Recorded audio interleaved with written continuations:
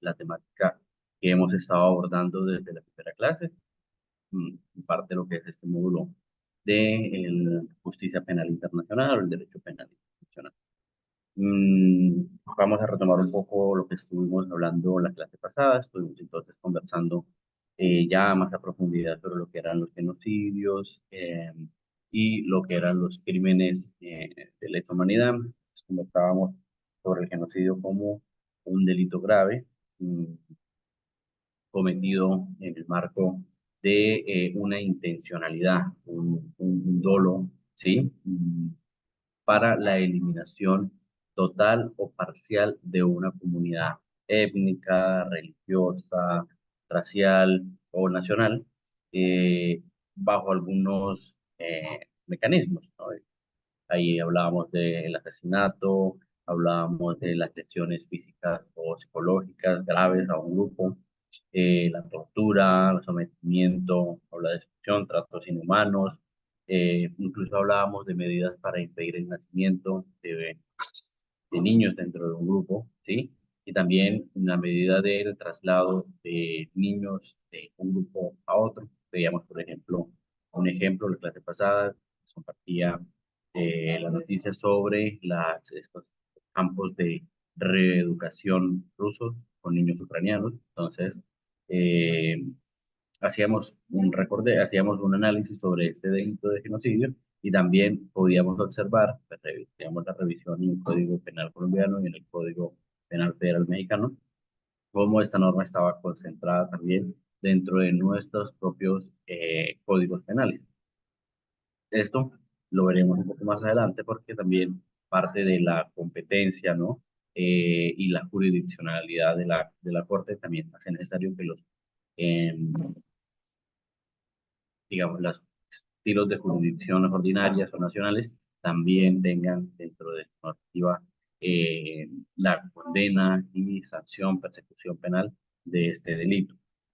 Veamos entonces que es un delito que no se hace a individuos, sino a un grupo en general, y eso también pues tiene unas implicaciones en el término, en términos históricos, ¿no? Vimos, por ejemplo, el genocidio de Ruanda, pero pues, ahí existe también eh, la Segunda Guerra Mundial con todo lo que fue el genocidio a la comunidad judía por parte de los nazis. Entonces, eh, hay, hay ejemplos históricos de la comisión de estos delitos y era importante también, vimos la clase pasada, los elementos que contienen entonces la conformación del delito de genocidio. Luego, más adelante, estuvimos viendo los crímenes de lesa humanidad, bien como los crímenes o digamos las acciones o actos que llevan a que sea un ataque generalizado, sistemático, pero también no a término individual, sino contra la población civil. Es decir, este ataque tiene que afectar a un grupo significativo de la población civil. No existe un número, ¿sí? Pero la norma lo menciona como un acto generalizado, un ataque generalizado sistemático contra la población civil. ¿Mm?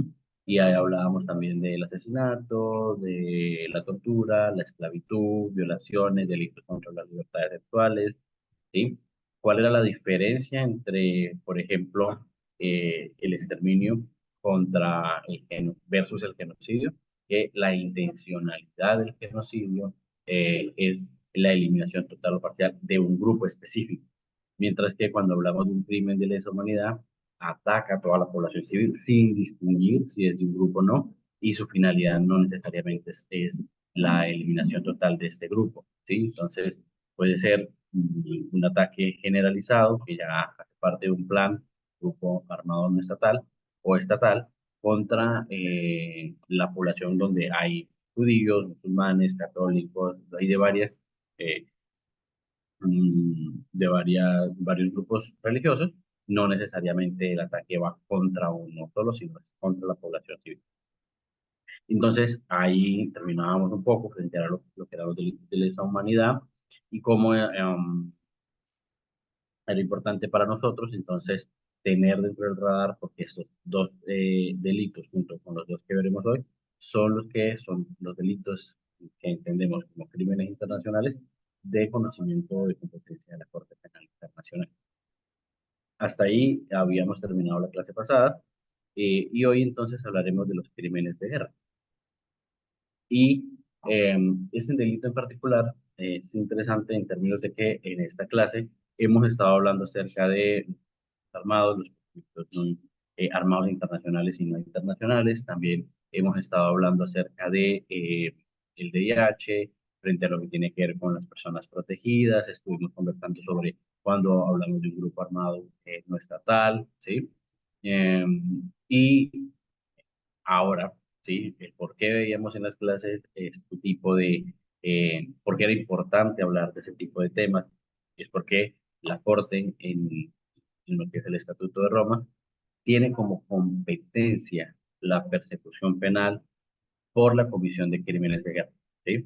Y para efectos del estatuto se consideran crímenes de guerra todas aquellas infracciones que vayan en contra de los convenios de Ginebra, que es lo que veíamos, 4 convenios de Ginebra más 2 protocolos adicionales, que es donde mencionan que es un conflicto internacional, que es un conflicto internacional, quiénes son, por ejemplo, prisioneros de guerra, quiénes son, por ejemplo, cuáles son el estatus de protección de los prisioneros de guerra, cuándo se habla de un combatiente, cuándo no se habla de un combatiente, y cuándo hay personas, por ejemplo, y un poco lo que hablábamos en esas clases, recuerdo, es el VIH no busca la paz, o no busca terminar la guerra, sino busca proteger a las personas civiles, ¿sí? O no intervenientes en el conflicto, de pues, la grave afectación que puede tener una persona en medio de un conflicto armado. Y ahí también veíamos los principios que están en pro de proteger a las personas, a las personas civiles o a los no intervinientes en el conflicto. Entonces, los crímenes de guerra buscan entonces, como definición se entiende, ¿sí? Aquellas infracciones graves que se cometen contra los convenios de Ginebra, ¿sí? Y esto entonces se traduce en las acciones contra la población civil o las personas protegidas o bienes protegidos, ¿sí? Entonces, hablamos, por ejemplo, de el homicidio intencional, ¿no? Entonces, eh, hablamos de una escuela, de una comunidad que es bombardeada, donde mueren los niños, ¿sí? A sabiendas por parte de la parte que acciona que en esa escuela había niños civiles o niños en medio de posible ataque. Entonces, había ahí un homicidio intencional, ¿sí? Hablamos de torturas o tratos inhumanos en medio del conflicto. Y digamos que lo que encierra esto es que aplica cuando estamos hablando de actos contra personas y bienes protegidos, ¿sí? Porque cuando hablamos de, por ejemplo, combatientes, cuando es un enfrentamiento entre combatientes, no aplicaría los crímenes de guerra, no aplicaría la condena porque se entiende que los actores, los combatientes, ¿sí? No están protegidos por el VIH, no están protegidos por la Convención, a menos que los combatientes, ¿sí? Depongan las armas, conversábamos en las clases anteriores, depongan las armas, estén heridos, estén enfermos, o sea, de guerra, ¿sí? Y ahí entonces la norma menciona algunas situaciones donde estos ataques contra bienes o personas protegidas, entonces la destrucción, por ejemplo, de bienes protegidos, como instalaciones sanitarias, como por ejemplo hospitales para población civil, ¿sí? O, por ejemplo, una escuela, o por ejemplo, también se ha reconocido por alguna jurisprudencia y por de la jurisprudencia internacional, por algunos protocolos adicionales, eh, bienes religiosos. Se entiende un poco que también parte de bienes protegidos se podría entender los bienes de estructuras religiosas, porque también hacen parte de esta identidad étnica religiosa de muchas comunidades. También se habla entonces de que, bueno, lo conversábamos frente a los prisioneros de guerra, que tienen un estatuto específico de protección y que hay como unos estándares establecidos en la Convención de Ginebra y que también busca entonces brindar ese tipo de garantías de un conflicto armado internacional o no internacional. Y ahí entonces esta tipo de delito, ¿sí? Entonces vamos a hablar acerca de que cuando hablamos de crímenes de guerra se entiende cuando hay una infracción al VIH, a los convenios de Ginebra, y, y estas cometen contra personas y bienes protegidos, que ya lo hemos visto en clases anteriores. También se entiende entonces por crimen de guerra la violación a leyes aplicables al conflicto armado, como por ejemplo los convenios de guerra terrestres que se firmaron en Roma, perdón, en La Haya. En La Haya se firmó un convenio sobre la guerra terrestre y, digamos, este estatuto también entonces menciona que adicional a los convenios de Ginebra, también se entenderán como violaciones a las leyes u usos aplicables del conflicto armado dentro del derecho internacional, ¿sí? Entonces, también habla acerca de ataques contra población civil, contra bienes civiles, que no son objetivo militar, que también lo conversamos. Recuerdo que poníamos un ejemplo de varias clases atrás acerca de el ataque de un grupo armado no estatal a una escuela de cadetes donde había población civil. Entonces, qué principios se había vulnerado y pues cuáles serían como las repercusiones. Allí, por ejemplo, habría que hacer un análisis si lo que ocurrió en ese ejemplo que tuvimos en esa clase se podría entender como un crimen de guerra por violación o infracción a las leyes y usos aplicables de los conflictos armados o el VIH o el derecho internacional a saber en el momento. ¿Sí? También, digamos que la norma es bastante extensa y contiene dentro de ella eh, la puntualidad, ¿sí? De cuándo estaríamos hablando, ¿sí? De que esa podría ser una situación en la que sea un crimen de guerra, ¿sí? Al leer ustedes entonces el artículo, ya lo- el artículo 8 del Estatuto de Roma, van a encontrar, ¿sí? Muchas causas por las cuales se pueda entender como un crimen de guerra. El resumen que yo les puedo dar frente a lo que es un crimen de guerra, entonces es la infracción o la violación a las normas aplicables al VIH o a las normas aplicables a los convenios y tratados frente a los conflictos armados que buscan proteger, ¿sí?, a las personas eh, protegidas y bienes protegidos por la norma internacional, ¿sí? Y que ya lo hemos discutido en la clase. No obstante, un video de la Corte Penal. Ustedes saben, en esta clase trato de compartirles material que les pueda servir también a ustedes. Vamos a ver si puedo revisar el tema del sonido. Ok.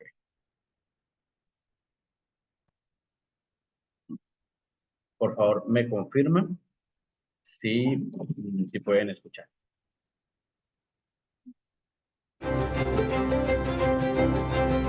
¿Pueden escuchar el sonido del video? Sí, sí, se escucha muy clarito. ¿Sí se escucha? Ok, gracias. Vamos a ponerlo entonces.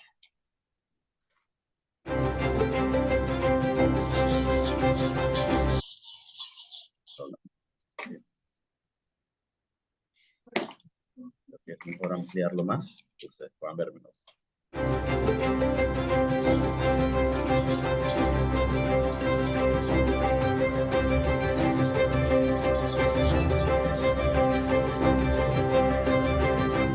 El holocausto nazi contra los judíos y otras minorías durante la Segunda Guerra Mundial, o el exterminio de Hutus contra Tutsis en... No, este no es. Permítanme un momento. Es este. Ujú.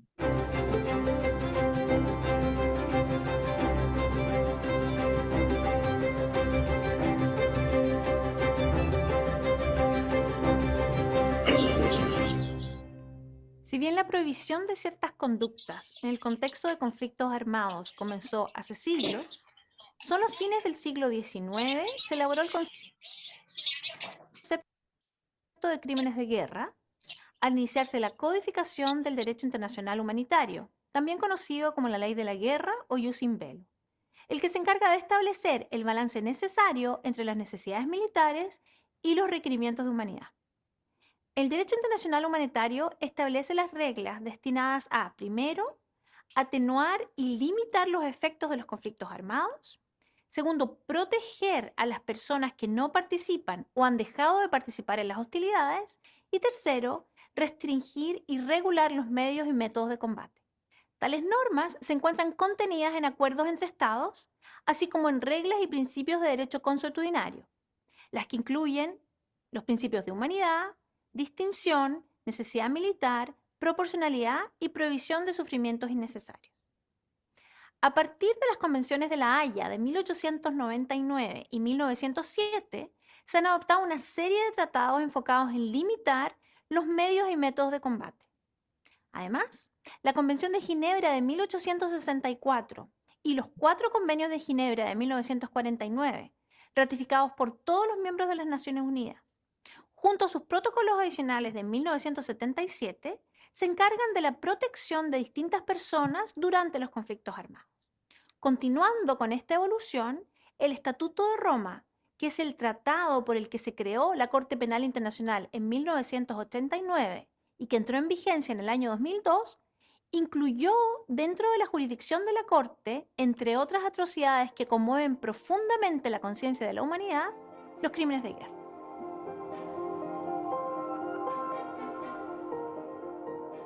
¿Pero qué tipo de actos exactamente califican como crímenes de guerra? Bueno, conforme al artículo 8 del Estatuto, estos son aquellas graves violaciones a los convenios de Ginebra de 1949 u otras leyes y usos aplicables durante los conflictos armados, ya sea internacionales o no internacionales, en particular cuando se cometan como parte de un plan o política o como parte de la comisión en gran escala de tales crímenes. Ahora veamos qué tipo de conductas calificarían como crímenes de guerra conforme al Estatuto de Roma. En primer lugar, es necesario tener en cuenta que la principal diferencia y elemento esencial para que una conducta califique como crimen de guerra, distinguible por tanto de crímenes comunes u otros crímenes internacionales, es que estos sean cometidos en el contexto y en relación con conflictos armados. Como ya indicamos, estos conflictos armados pueden ser de índole internacional, es decir, entre 2 o más estados, o de índole no internacional, como guerras civiles, en las que grupos armados se enfrentan entre sí y o en contra del Estado, lo que constituye hoy en día el tipo de conflicto más frecuente. Los crímenes de guerra de competencia de la CPI se pueden dividir entre crímenes cometidos en contra de personas que requieren particular protección, crímenes cometidos en contra de miembros de grupos de asistencia humanitaria u operaciones de mantenimiento de paz y crímenes en contra de propiedad u otros derechos, así como aquellos que se refieren a la prohibición de métodos y medios de combate. Por ejemplo, el Estatuto de Roma prohíbe la tortura, el homicidio intencional de personas protegidas, el sometimiento a experimentos biológicos, médicos o científicos, el empleo de armas envenenadas o gases tóxicos, el saqueo de ciudades o incluso hacer padecer de hambre a la población civil. Cabe resaltar que el estatuto pone particular énfasis en la prohibición de la violencia sexual como arma de guerra. De esta manera, se prohíben crímenes como la esclavitud, violación y violencia sexual, la prostitución, esterilización y embarazos forzados, entre otros. Además, el estatuto prohíbe dirigir ataques en contra de edificios, material, unidades, instalaciones y medios de transporte protegido.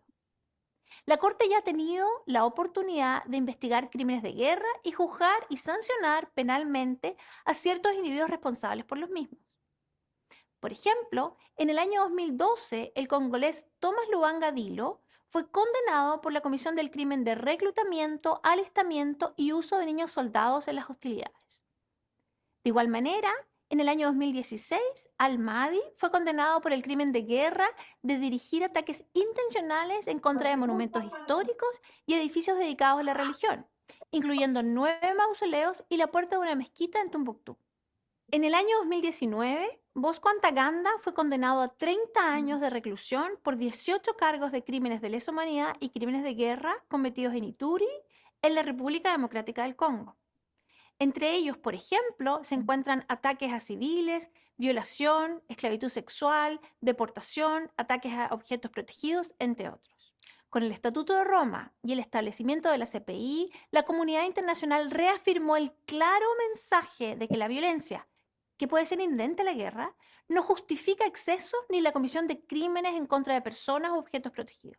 Además de promover justicia para las víctimas de tales crímenes, el Estatuto de Roma representa el compromiso de los Estados, como se indica en el preámbulo, de poner fin a la impunidad y contribuir así a la prevención de tales crímenes.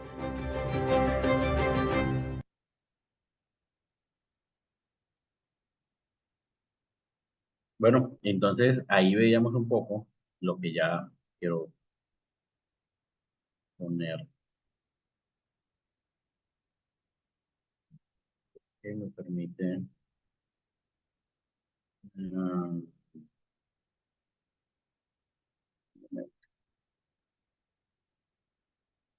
Como veíamos allí entonces la importancia y la relevancia de lo que vimos al principio, ¿no? Parte de lo que entendemos entonces como un crimen de guerra se enfoca a un conflicto armado, ya sea internacional o no internacional, y se enfoca a la sanción, a los graves ataques cometidos en el marco de las provisiones que tiene los convenios de Ginebra y cualquier ley aplicable a las guerras. Entonces, ahí hay un foco claro, ¿cierto?, para poder sancionar y prohibir cuando no se cumplen estas normas de derecho internacional. Ahí quería entonces, ahí entonces, por ejemplo, se hablaban de algunos casos puntuales en los que creo que no se ve la presentación, que no se está teniendo problemas con la presentación.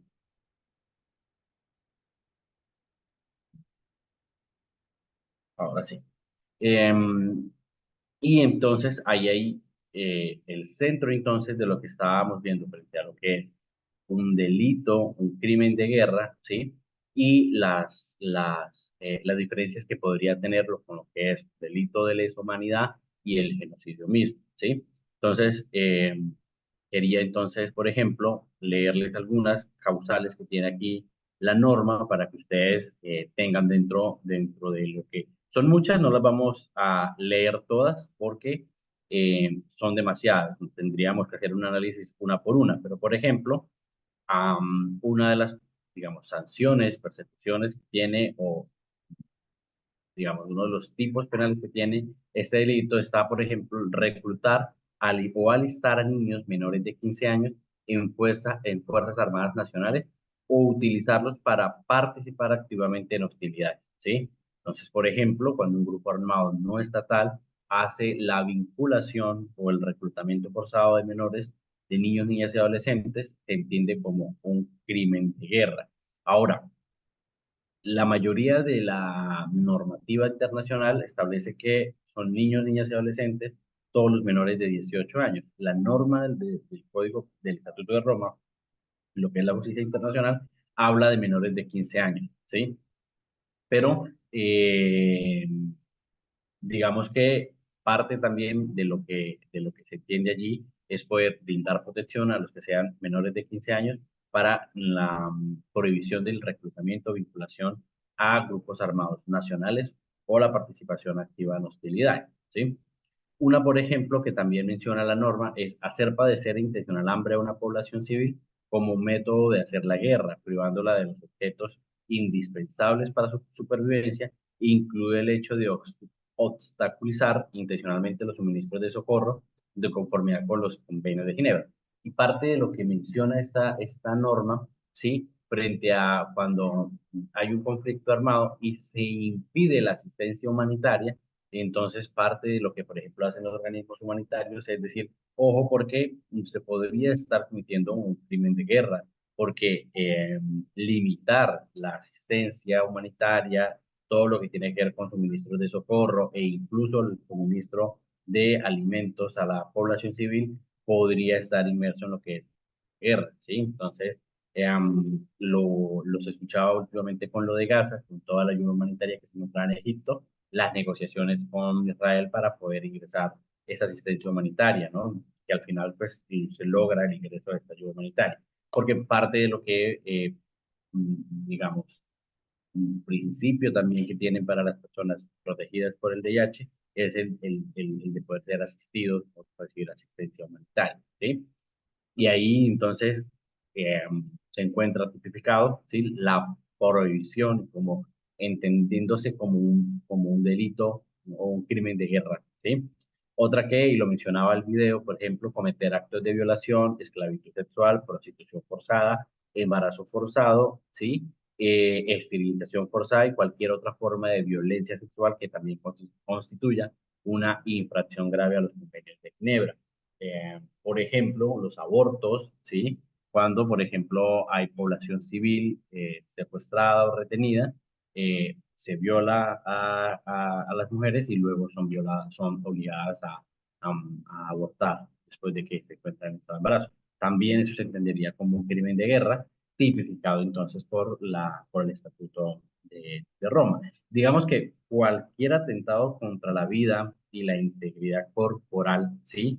eh, También tratos inhumanos, crueles o tortura contra la población que no es parte del conflicto armado, se entendería entonces como un crimen de guerra, ¿sí? Ahora, esto hablando de personas, pero entonces también eh, se habla acerca de los bienes, ¿no?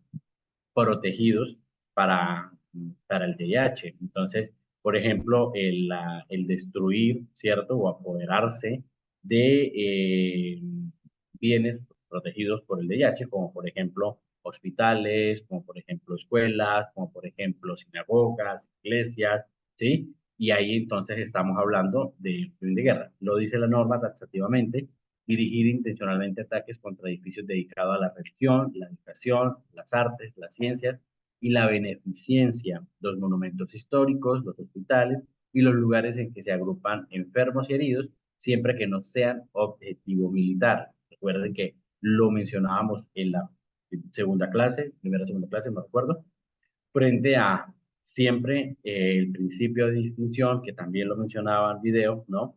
Frente a qué son objetivos militares y qué no son objetivos militares. Y ahí el video también lo mencionaba, ¿no? Hablábamos del principio de distinción, el principio de proporcionalidad, de necesidad, ¿sí? Como estos principios al final también terminan dando un equilibrio o una balanza dentro de la justicia penal internacional para entender entonces los crímenes de guerra o los crímenes en el marco de las leyes de la guerra, ¿sí? Ahora, hay otro delito que es un poco más complejo para digamos, en términos de poder entender cuando hablamos de un delito, como por ejemplo la agresión, ¿sí? En el marco del derecho internacional. Antes de pasar al delito de agresión o el crimen de agresión, me gustaría poder escucharlos si sobre los crímenes de guerra tienen algún comentario, observación o si quisieran contarme algo que ya conocieran sobre este delito.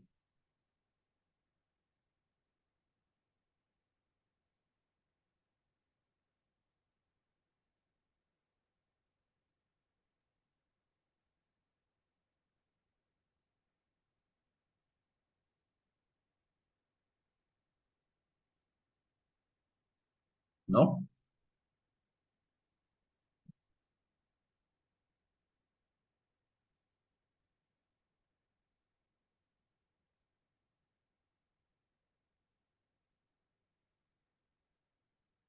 Ok. Entonces, terminados los crímenes de guerra, entendemos ahora, intentaremos entender un poco sobre el crimen de agresión. Este es un delito que en principio, si bien está establecido dentro del Estatuto de Roma, tuvo luego una especie de adición en una convención adicional, porque al principio, si bien estaba dentro del estatuto, no se entendía tan bien o era muy gaseoso esta norma, y adicional a eso, pues no se dimensionaba la responsabilidad individual. Y queda como un delito donde existe un ataque, ¿sí? De un Estado contra otro Estado, que perturbe gravemente la paz. Si lo entendemos de esa forma tan general, ¿sí? Al final no vamos a tener un individuo, ¿sí? Penal que podamos perseguir, porque al final no tenemos un individuo con responsabilidad penal, tenemos un Estado atacando a otro, ¿cierto?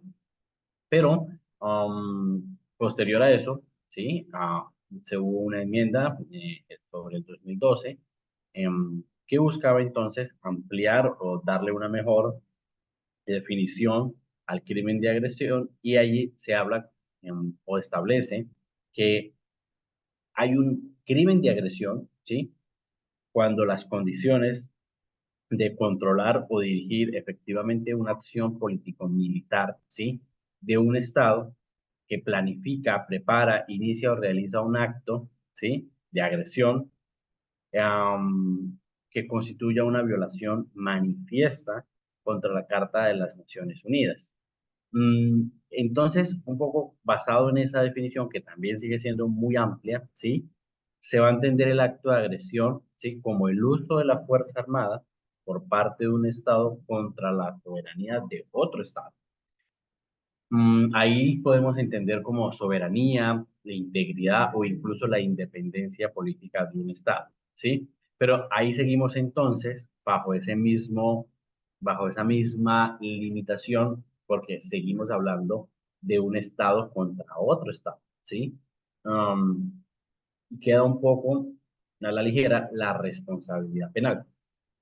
Al final, yo concluiría que aunque es un crimen establecido por el estatuto y ha tenido allí su avance frente a cómo podría ampliarse mejor ese crimen de agresión, para mí, desde lo personal, creo que es un crimen que se juzgaría mucho mejor en la Corte Internacional de Justicia, que es quien investiga, que es quien investiga los estados y no la Corte Penal Internacional. No obstante, claramente la Corte puede entrar a investigar, ¿cierto?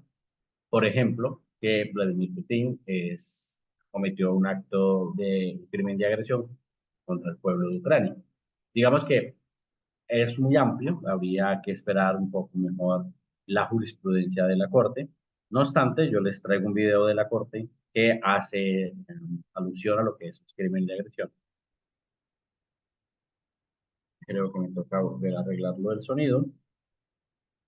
Si no, no van a poder escuchar.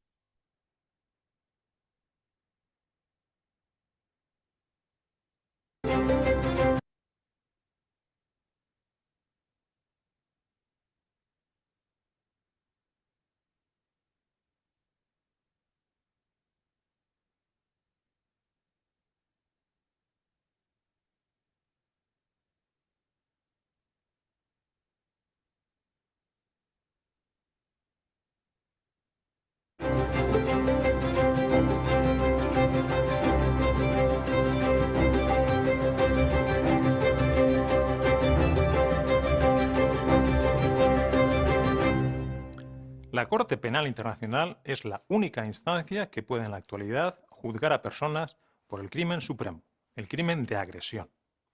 ¿Pero qué es el crimen de agresión y cuándo puede ser perseguido? Pues bien, exploremos cómo se gestó la idea de perseguir penalmente a los responsables de este crimen y cuáles son actualmente las condiciones legales para su enjuiciamiento ante la Corte Penal Internacional. Para entender qué es el crimen de agresión, debemos echar un vistazo a los conflictos armados que plagaron el siglo XX, sobre todo a la Segunda Guerra Mundial. Al término de esta contienda, en los juicios de Nuremberg y de Tokio, un grupo de estados juzgó y declaró culpables a jefes políticos y militares por haber cometido crímenes contra la paz, es decir, por haber empleado la fuerza militar contra otros estados. Para prevenir conflictos similares en el futuro, se creó la Organización de las Naciones Unidas, la ONU. Los Estados miembros no pueden usar la fuerza militar sin autorización previa del Consejo de Seguridad bajo riesgo de sanción. No obstante, la ONU no puede juzgar a personas físicas, como jefes políticos y militares, por usar la fuerza armada contra la soberanía, la integridad territorial o la independencia política de otros estados. Solo la Corte Penal Internacional puede hacerlo. El Estatuto de Roma, que estableció la Corte Penal Internacional en 1998, ya preveía la competencia de la Corte sobre el crimen de agresión. Sin embargo, en aquel entonces, los Estados decidieron suspender el ejercicio de esta competencia hasta que la definición del crimen fuera aprobada. Esto sucedió después de largas negociaciones en el año 2010, en la primera conferencia de revisión del Estatuto de Roma en Kampala, Uganda. Durante esta conferencia, los Estados parte introdujeron la definición del crimen de agresión en el Estatuto de Roma a través de un artículo adicional, el artículo 8 bis.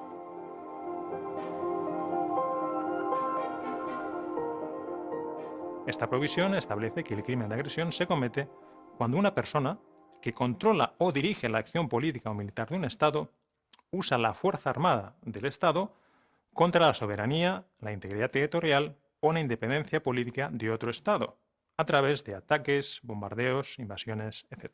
Además, los Estados acordaron en Kampala someter la competencia de la Corte sobre el crimen de agresión a varias condiciones mencionadas en los artículos 15 bis y 15 ter del Estatuto de Roma.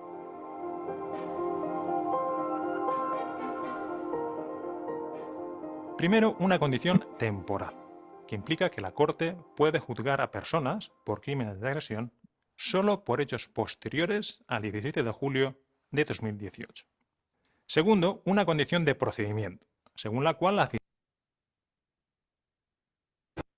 Perdón. juzgar a personas por crímenes de agresión. Segundo, una condición de procedimiento, según la cual la Fiscalía de la Corte puede iniciar una investigación por su propia iniciativa o a solicitud de un Estado parte del Estatuto, pero debe asegurarse primero de si el Consejo de Seguridad de las Naciones Unidas ha efectuado una determinación en cuanto a la comisión de un acto de agresión por el Estado en cuestión. Y por último, una condición de nacionalidad, conforme a la cual cuando la Fiscalía inicia una investigación de actos de agresión por propia iniciativa o a petición de un Estado parte, la Corte no tendrá jurisdicción ni en el territorio ni contra los nacionales de los Estados parte que no hayan ratificado todavía las enmiendas al Estatuto que regulan el crimen de agresión. No obstante, esta última condición no se aplica si el Consejo de Seguridad de las Naciones Unidas remite a la Corte un acto de agresión cometido por cualquier Estado para que los jueces determinen la posible responsabilidad penal de las personas involucradas. En resumen, tras las guerras mundiales que asolaron la humanidad el siglo pasado, la Corte Penal Internacional puede en la actualidad perseguir y juzgar a personas que controlan o dirigen la acción política o militar de un Estado y hacen uso de la fuerza armada contra la soberanía, la integridad territorial o la independencia política de otros Estados. El proceso para el ejercicio de esta competencia está sujeto a condiciones estrictas, como hemos visto. No obstante, la posibilidad de que la Corte castigue a individuos por crímenes de agresión contribuye a preservar la seguridad en el mundo y a una paz duradera.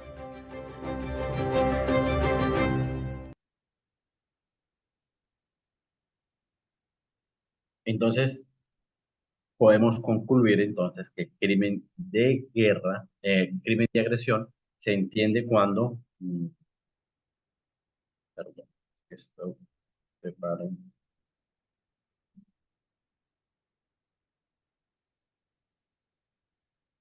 Ahora sí. Entonces, se entiende el crimen de agresión cuando una persona, y lo mencionaban allí en el video, ¿sí? Tiene esa posibilidad de planeación, control, ¿cierto?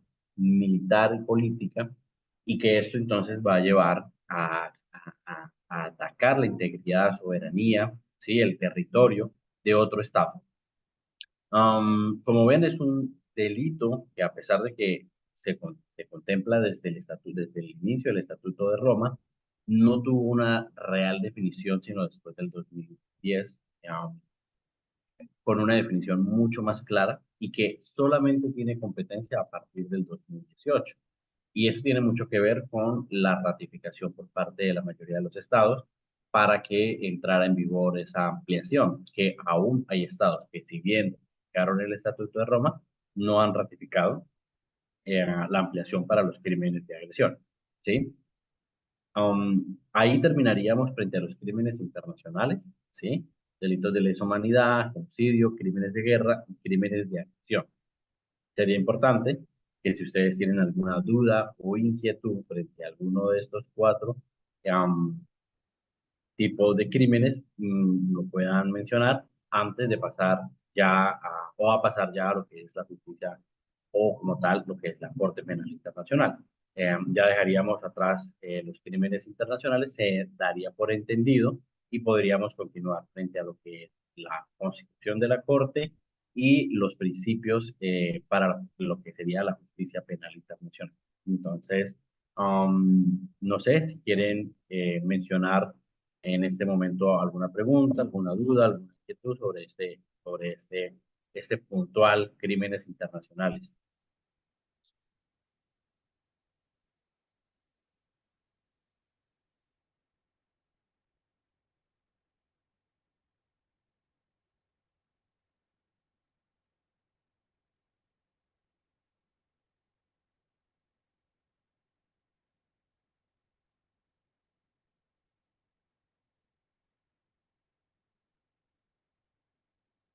Ok, entonces, vamos a darle continuidad. Ahora, una diferencia importante para esta clase tiene que ver con el tipo de justicia. A nivel internacional, la, um, existen varios tipos de justicia, ¿sí? Establecidos por la estructura misma de derecho internacional, y están las cortes internacionales, como la Corte Penal Internacional misma, como la Corte de Justicia, está la Corte Interamericana de Derechos Humanos, existe una Corte de Derechos Humanos Europea, e incluso existe una Corte Africana de Derechos Humanos, pero para el estudio de este curso tendremos como análisis de la Corte Penal Internacional. Existe dentro de la estructura de las Naciones Unidas, ¿sí?, una Corte Internacional de Justicia. Y aquí un poco la diferencia es, primero, que la Corte Internacional de Justicia nace con la Carta de las Naciones Unidas. Es parte de la estructura misma de la Organización de las Naciones Unidas.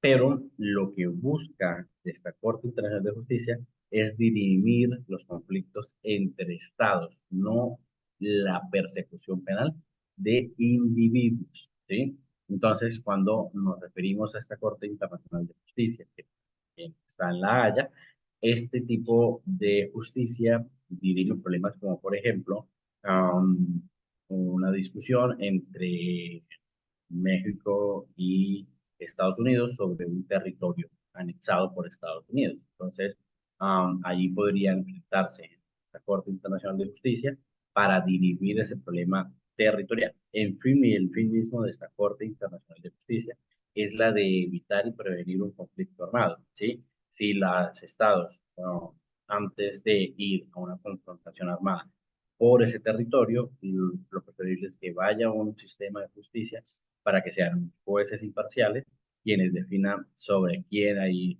la soberanía de un territorio, y esto evitaría, en principio, ¿sí?, la confrontación bélica. Um, y allí se dirimen ese tipo de justicia interestatal. Ahora, la Corte Penal Internacional, a diferencia, no va a juzgar eh, estados. Y parte importante de ese análisis es que, mm, perdón,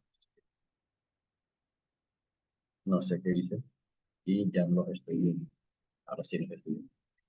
Parte entonces de lo que buscaba el sistema de Naciones Unidas era buscar también un tipo de justicia, ¿sí?, que no necesariamente estuviera persiguiendo estados, sino personas. Y allí entonces, después de lo que fue Nuremberg, después de lo que fue de Tokio, o lo que fue, por ejemplo, Ruanda, y lo que también vimos con la antigua Yugoslavia, la ONU, ¿sí?, afirmó que necesitaba entonces un tipo de justicia penal universal, ¿sí? Y allí se crea sobre la misma ONU un comité especial, ¿sí?, que estaba encargado de presentar una propuesta para la creación de un Tribunal Penal Internacional. Y más o menos sobre el 51 y el 53 se presenta una propuesta, ¿sí?, a la Asamblea de un Tribunal Penal Internacional, ¿sí? Pero eso no tuvo mayor avance. No obstante, la historia continuó, como lo veíamos, con tribunales que se estaban creando para situaciones específicas, ¿sí? La Asamblea entonces de la ONU, bien, ya tenía una propuesta que no tuvo una acogida internacional, decidió entonces convocar una conferencia específica para poder tener la creación de una Corte Penal Internacional. Entonces, si bien la Corte Penal Internacional no estaba dentro de la estructura misma de la Carta de Naciones Unidas, sí fue una iniciativa de las Naciones Unidas la constitución de una Corte Penal Internacional.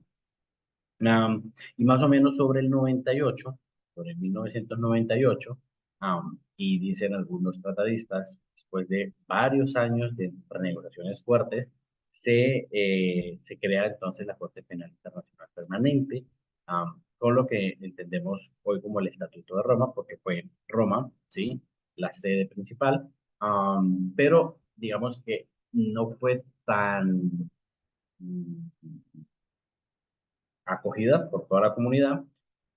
Si bien se estableció el Estatuto de Roma, hubo una mayoría, claramente, si no hubiera una mayoría, no se había podido crear, pero había 100 votos a favor, ¿sí?, de la creación de o digamos, la aprobación de este estatuto, pero solamente hubo 7, pero bueno, hubo 7 votos en contra realmente importantes, ¿sí? Y básicamente allí, digamos que estados como Estados Unidos, como Rusia, como China, am, incluso la India, decidieron no apoyar el Estatuto de Roma. Y hubo alrededor de unas 21 abstenciones, ¿sí?, para la creación del estatuto. Esto demoró, si bien la Corte, digamos, el estatuto fue aprobado en el 98, solamente hasta el 2002 entra en vigor el estatuto o digamos, la Corte Penal Internacional. Parte de esto porque una de las condiciones que tenía el estatuto para que pudiera entrar digamos, en vigencia la Corte era que 60 estados ratificaran el convenio o el estatuto. Y aquí hay aquí hay un tema importante, ¿no? No es lo mismo aceptar, digamos, ir a la Asamblea de las Naciones Unidas y un delegado del Estado diga, apruebo la creación de una corte, a que se ratifique. Y aquí es importante que la ratificación de un tratado internacional se lleva a cabo cuando esta es firmada y anexada dentro de su normativa, ¿sí? Por ejemplo, si queremos que una norma sea de derecho, ¿sí?, una convención sea de derecho y ratificada por un Estado, por ejemplo, en la mayoría de los estados latinoamericanos, dentro de nuestro sistema de derecho constitucional, tenemos bastantes similitudes dentro de nuestro mismo normativas. Para que ésta sea ratificada, por ejemplo, las asambleas, congresos, parlamentos, deben ratificarlo a través de una ley, ¿sí? Y entonces, esto limitó demasiado, porque si bien, por ejemplo, México había votado a favor de la creación del Estatuto de Roma, no la había ratificado, no la ratificó sino mucho después. Entonces, solamente a mediados del 2002 es que el estatuto finalmente entra en vigor porque al fin se logra la ratificación de 60 estados. Y realmente la movida, ¿sí?, se hace es porque digamos, un país que es parte del Consejo de Seguridad de las Naciones Unidas vota, lo ratifica y esto hay todo un movimiento, ¿sí?, a favor de, de la ratificación del estatuto. Les voy a mostrar un mapita. continuación. Esto sería en términos generales, ¿sí? ¿Cuáles son los estados parte? ¿Cuáles son los estados que firmaron el estatuto pero no lo ratificaron? ¿Y cuáles son los que no son parte y no firmaron, ¿sí? el Estatuto de Roma? Como ustedes ven, la mayoría, ¿sí? de los estados americanos o son parte, ¿sí? Ratificaron y son parte del Estatuto de Roma, a excepción, y ustedes allí podrán ver, por ejemplo, a Haití y podrán ver a Haití que lo firmó pero no hace parte o lo ratificó. Por ejemplo, Cuba, que no es parte ni tampoco lo firmó, Nicaragua, ¿cierto? Y tenemos también del lado europeo, aunque en Europa la mayoría lo firmaron y son parte. Ven ustedes, por ejemplo, que Rusia, si bien firmó el estatuto, no lo ratificó. Y tiene mucho que ver con la discusión actual frente a si la Corte Penal Internacional tiene jurisdicción y competencia para investigar por ejemplo, Vladimir Putin o militares eh, rusos por crímenes como, por ejemplo, el crimen de agresión o crímenes de guerra, ¿sí? Y allí hay un dato importante frente a Ucrania, porque Ucrania no era un estado parte de la Corte Internacional. Ya les voy a mostrar cómo hubo una jugada allí para poder que la Corte entrara al escenario del conflicto ruso-ucraniano, ¿sí? Um, Básicamente Asia no está tan alineada con lo que tiene que ver con la Corte Penal Internacional. Pero esto sería como el panorama general, ¿sí? Quería que ustedes lo vieran, de lo que es la ratificación del Estatuto de Roma, de la Corte Penal Internacional, y cuáles, aunque sí lo firmaron, no lo reconocen. ¿Sí? Un ejemplo de ello, ¿no? Entonces, mm, ahora, el estatuto como tal, ¿sí? Como yo les decía, logró 120 votos, 21 ascensiones, pero claramente China, Estados Unidos, Irak, Israel, Libia, Qatar y Yemen no lo aprobaron, ¿sí? Y dentro de ese escenario teníamos a dos estados que hacían parte o que hacen parte o que son parte permanente, perdón, del Consejo de Seguridad, como lo son China y Estados Unidos, super, digamos, unas superpotencias, no solamente político y económica, sino también militar. Entonces, ahí tenemos un escenario interesante. Ahora, cuando el escenario cambia, cuando Francia, que es un miembro permanente del Consejo de Seguridad de las Naciones Unidas, lo ratifica, ¿sí? Y esto hace una nueva, ¿sí? Una nueva movida para dar nuevamente impulso a la Corte Penal Internacional, porque antes de que Francia ratificara el Estatuto de Roma, solamente 6 estados lo habían ratificado. Digamos que de los 60 necesarios para que entrara en vigor la Corte Penal Internacional, solamente 6 lo ratificaron al año 2000. Y esto básicamente significaba un fracaso del proyecto de una Corte Penal Internacional permanente. Pero bueno, con esta nueva movida de Francia, quien reconoce, ratifica la Corte Penal Internacional Permanente, y que eso también parte, esto fue un poco las presiones, existían algunas ONGs, en específico había una que se llamaba Justicia Penal Internacional, para que se ratificara a la Corte Penal Internacional. Interesante esta movida geopolítica porque con la aprobación y ratificación por parte de Francia, ese mismo 2000 tuvo 27 nuevas ratificaciones. Es decir, la importancia que un estado como Francia lo ratificara movilizó a otros estados a aceptarlo, ¿sí? Y bueno, y como les digo, habían unas ONGs y unos estados comprometidos, lograron que sobre el año 2002 se lograran las 60 ratificaciones que se necesitaban para que entrara en vigencia. Y particularmente para América Latina, digamos que eh, sé que la mayoría de los colegas que se encuentran acá son de Colombia, son de México. Paradójicamente, Colombia y México fueron de los últimos países del hemisferio en aprobar o en ratificar la Corte Penal Internacional. Entre los primeros está, o el primer país de la región que lo ratificó fue Venezuela. Venezuela fue el primero en ratificar. Claramente también tuvo esa movida de Francia, ¿no? Con esa inspiración de estos países, porque Francia lo ratificó en abril y Venezuela hasta junio, pero la diferencia es mínima. Pero Colombia fue el país que lo ratificó número 77 y México fue el número 100. Mm, Entonces, digamos que nuestros estados se demoraron un poco, ¿no? Para poder ratificar posterior a Francia, ratificar lo que era la Corte Penal Internacional.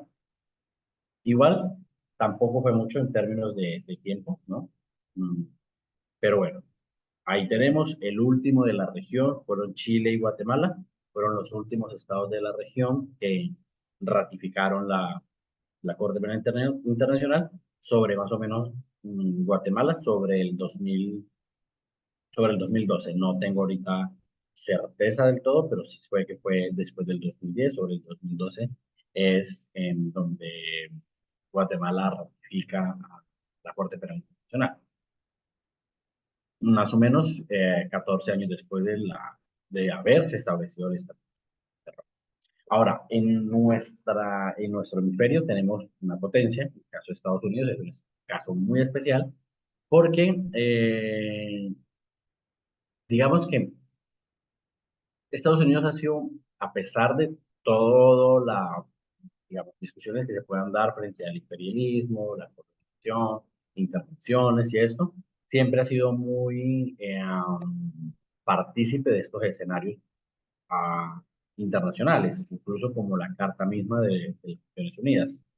Pero la verdad, la sensación que deja Estados Unidos frente a la Corte Penal Internacional es que es la primera vez que se ve a un Estado superpotencia intentar con todos los medios entorpecer a la Corte Penal Internacional o que pudiera existir, ¿sí?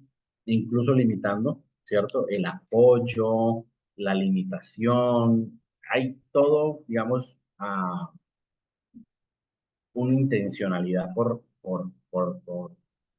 torpedear um, cualquier forma de apoyo a lo que es la Corte Penal Internacional, ¿sí? Digamos que ese análisis no lo daré yo, pero claramente ustedes pueden hacer un análisis sobre por qué Estados Unidos no le interesa la idea de una Corte Penal Internacional permanente, de jurisdicción universal, que sin importar si usted es potencia o no, si usted es Bill Clinton, si usted es Bush, si usted es Donald Trump, lo pueda investigar, ¿no? ¿Cierto? Por la Comisión de Crímenes de Guerra, por ejemplo. Vamos a investigar qué pasó en Afganistán. Vamos a investigar qué fue lo que usted hizo con su intervención, ¿no? Entonces, bueno. Ahora, Clinton en el 2000, digamos que también bajo esa ola de ratificación de Francia, aunque Francia fue en abril, Clinton sobre el diciembre, literal, el último día de su mandato, 31 de diciembre, um, ratifican, junto con Israel y con Irán, ratifican um, a la Corte Penal Internacional, ¿sí? Y la firman y reconocen entonces la jurisdicción de la Corte Penal.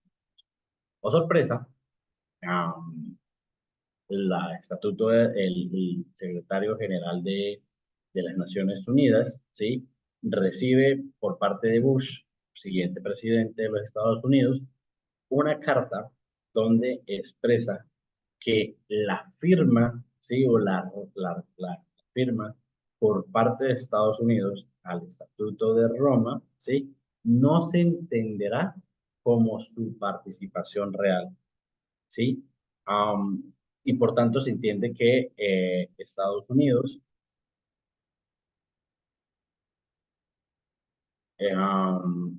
regalen un momento.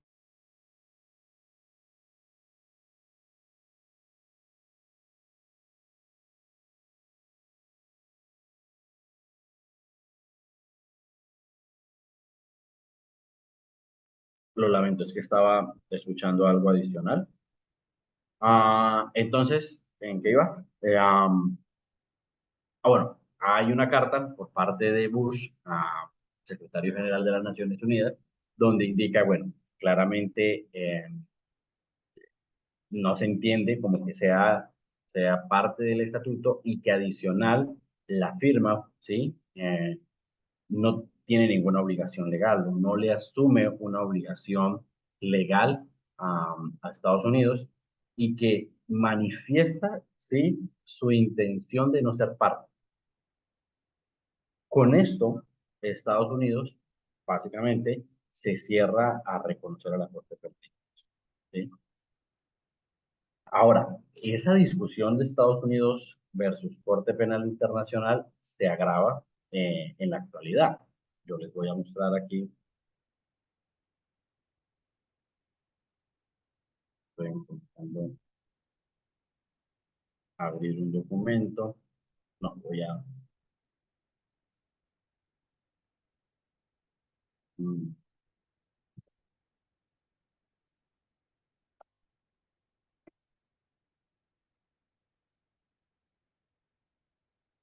ya.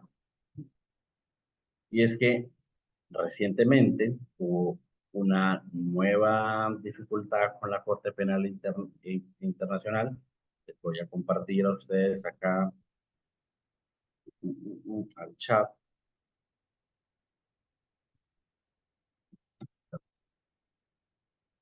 Y como ustedes pueden ver allí, nuevamente hay una discusión entre Estados Unidos y la Corte Penal Internacional el año pasado, porque si bien Estados Unidos no ha ratificado ser miembro de la Corte Penal Internacional, esto no impidió, ¿sí?, que la Corte Penal Internacional estuviera investigando la guerra en Irak o en Afganistán, ¿sí? Y esto es supremamente impactante, ¿sí? Porque lo que busca entonces la Corte es hacer ese análisis sobre Afganistán, por ejemplo, pero sin que Estados Unidos sea parte, ¿sí? De del estatuto. Allí es importante mencionar que la Corte, ¿sí? Si bien Estados Unidos no ha ratificado la Corte, sí tiene competencias sobre los delitos cometidos en territorio afgano porque Afganistán hace parte del estatuto, igual que Irak. Entonces, que es lo mismo que pasa con Rusia y Ucrania. Si bien Rusia no es parte del Estatuto de Roma, el presidente Zelensky envió una carta a la Corte Penal Internacional y que también fue noticia, Ucrania, Corte Penal Internacional, donde mm, mm, mm, ah, bueno, no lo tengo en este momento, pero hay una intención por parte de Zelensky de reconocer y ratificar a la Corte Penal Internacional y con eso hay competencia entonces para que se evalúen los crímenes cometidos en Ucrania. Y es parte de este principio de territorialidad en donde la Corte no va a investigar a Rusia, va a investigar los crímenes cometidos en territorio ucraniano, igual que los delitos cometidos en territorio afgano. Claramente, como lo que hace la Corte Penal no es perseguir estados, sino individuos, al identificar que exista la comisión de un delito en territorio afgano por parte, por ejemplo, de un militar estadounidense, podría la Corte entonces emitir, eh, digamos, o abrir una investigación contra esta persona de la comunidad estadounidense por la comisión. Esto ha generado tal dificultad diplomática que Estados Unidos le quitó la visa y los permisos a los empleados de la Corte Penal Internacional que abrieron esa investigación, ¿sí?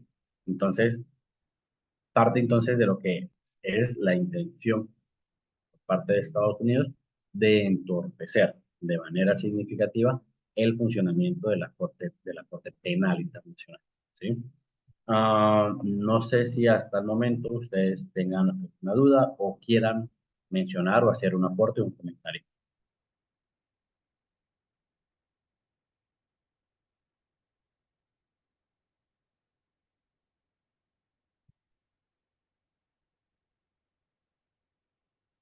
¿No? Ok.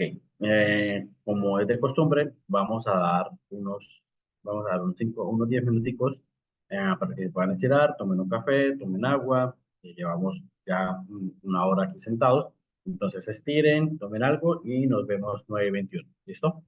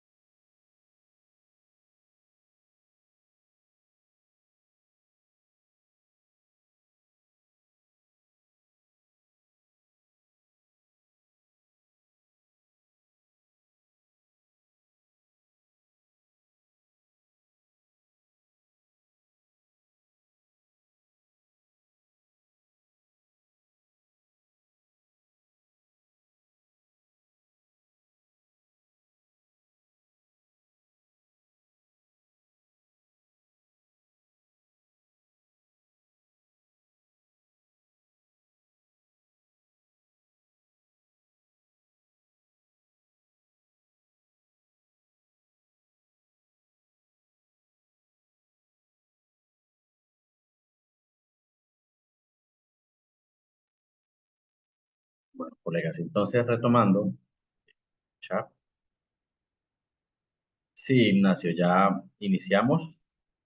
Em, Estábamos en un receso, colegas, y para darle continuidad entonces al tema en cuestión, hablábamos acerca de la Corte Penal Internacional y cómo hubo este inicio un poco difícil de la Corte, pero también un poco el análisis que hacen los tratadistas internacionales tiene que ver con que habían muchos intereses desde incluso la justicia o los intereses criminales, pero digamos de interés político jurídico, para no llamarlo criminal, por parte de los estados, un poco pensando, y siempre hay un interés por parte de los estados de no perder autonomía o su soberanía, digamos como de poner ante una institución internacional la justicia que se puede aplicar en los propios estados, ¿no? Entonces eso generó muchas discusiones, muchos debates, y al leer incluso el texto mismo del estatuto vas a encontrar que hay mucha um, dificultad lógica en la lectura misma. No digo que el texto normativo esté mal, solo digo que ah, no hay mucha lógica en cómo le estructuraron al estatuto. Ahora, tiene más o menos unas 13 partes del estatuto y unos 128 artículos. No sé si yo les he compartido el estatuto, pero voy a compartir aquí al chat.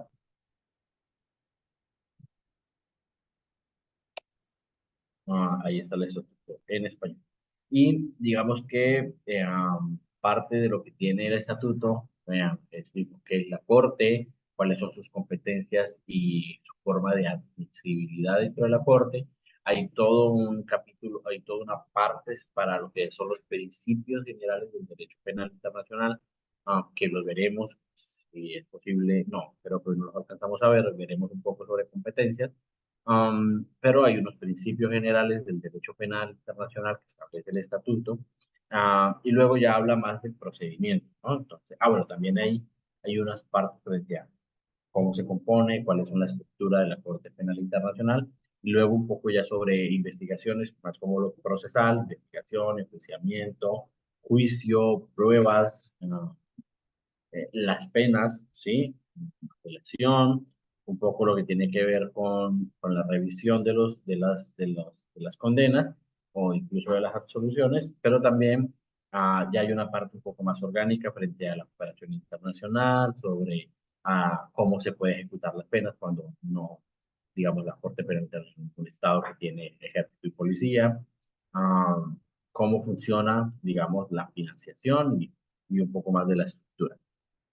Eso, digamos, en ámbitos generales, lo que sería la Corte, el Estatuto de Roma, pero para poder conversar esta segunda parte de esta clase, hablaremos de la competencia de la Corte Penal Internacional. Ustedes lo pueden encontrar entre el artículo 5 y el artículo 20 o 21 del Estatuto de Roma, donde habla, digamos, su cuerpo normativo de la competencia misma de la de la, de la Corte Penal Internacional. Y uno de la base, y digamos, esto también me lo preguntaban hace una o dos clases, no recuerdo si fue la clase pasada o la antepasada, sobre por qué, digamos, por ejemplo, por qué si el Código Federal mexicano tiene el delito de genocidio y el Código Penal colombiano también tiene el delito de genocidio, ¿por qué entonces una Corte Penal Internacional? Y efectivamente, uno de los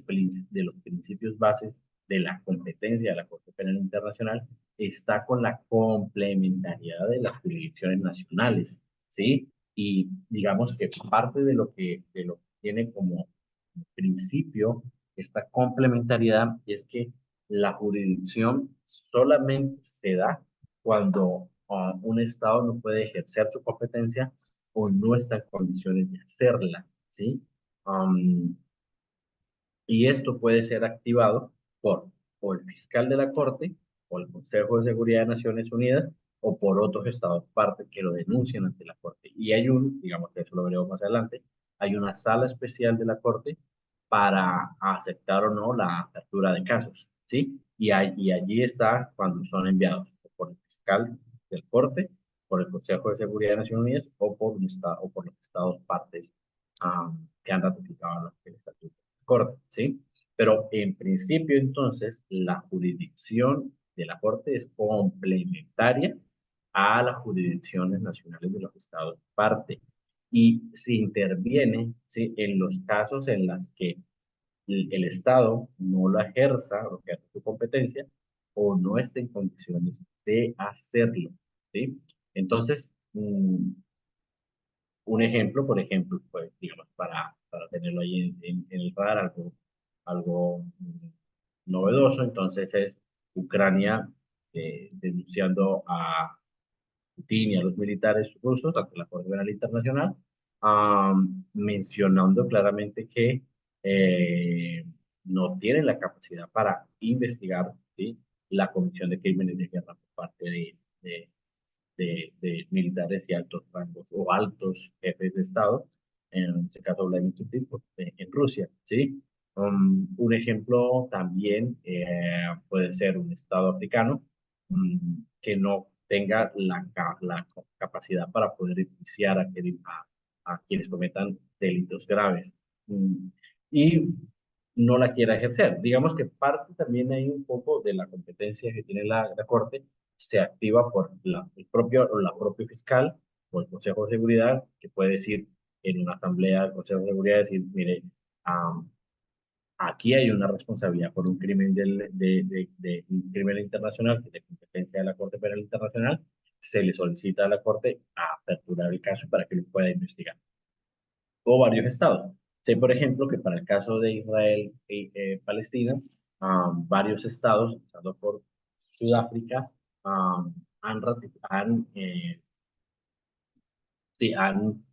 interpuesto ante la Corte Penal Internacional para que se investigue a Israel por la comisión de delitos de lesa humanidad, crímenes de guerra. um, y sé que ha sido apoyado por Brasil, ha sido apoyado por Colombia, no recuerdo qué otros estados, pero ahí también se podría hablar de la comisión. Sé que para el caso, por ejemplo, de Venezuela, que ahorita hay un expediente abierto en la Corte Penal Internacional, varios estados interpusieron. Vamos a ver, quiero mostrarles un poco eso como... Sí,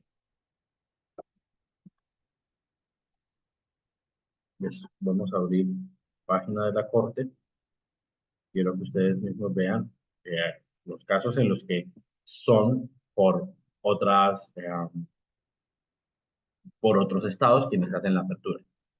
Mm, La página de la Corte, lastimosamente, está solamente en inglés y en francés. Entonces, esta es, digamos, la página oficial de la Corte Penal Internacional.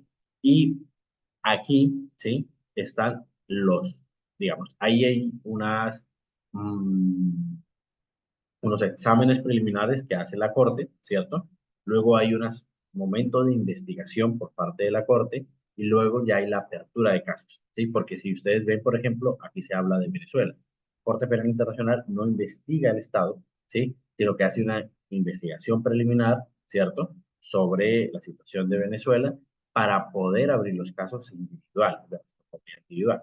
Si tú abres, por ejemplo, situación de Venezuela, ah, acá entonces, por ejemplo, menciona que se activa o se inicia la investigación. Esperen que voy a intentar esta pestañita. Acá. Ok. Se hace la apertura de la investigación contra... ah, esperen que no me mencionan en ninguna parte de los estados que son los jueces. Esperen si podemos encontrar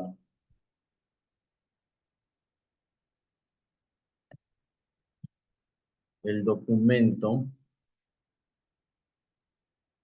donde nos mencionan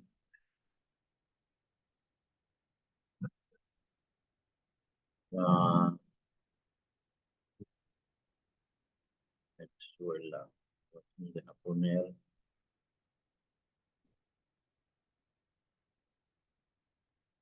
no, Este nos permitía hacer la apertura del documento de Venezuela. Esperen un momento, les pido disculpas porque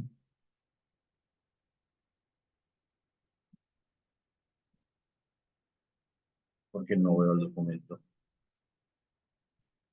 sobre Venezuela.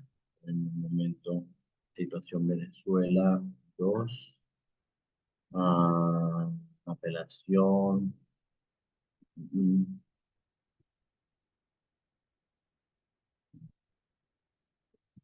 Podemos revisar acá. Porque para el caso de Venezuela, fueron varios estados quienes presentaron la solicitud ante la Corte Penal Internacional para poder hacer la apertura de la investigación, pero no encuentro el documento. Yo les pido disculpas, no obstante, me comprometo a buscar el documento sobre la apertura de la investigación, apelación. Espérenme a ver si la podemos encontrar y les muestro.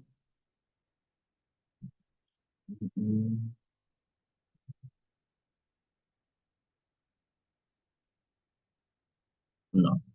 Bueno, yo les busco, pido disculpas porque no tengo el documento a la mano, pero bueno, ya que estamos acá, aquí están las situaciones preliminares. En el caso del continente, tenemos solamente a Venezuela, ¿sí? Pero, por ejemplo, tenemos varias investigaciones abiertas por Corte Penal. Vamos a ver si en Venezuela aún sí está. Acá sí está. Entonces, el 27 de septiembre del 2018, un grupo de estados por parte del Estatuto de Roma, entonces, como son la República Argentina, Canadá, Colombia, Chile, Paraguay y Perú, ¿sí? Presentan la situación de Venezuela, ¿sí? Y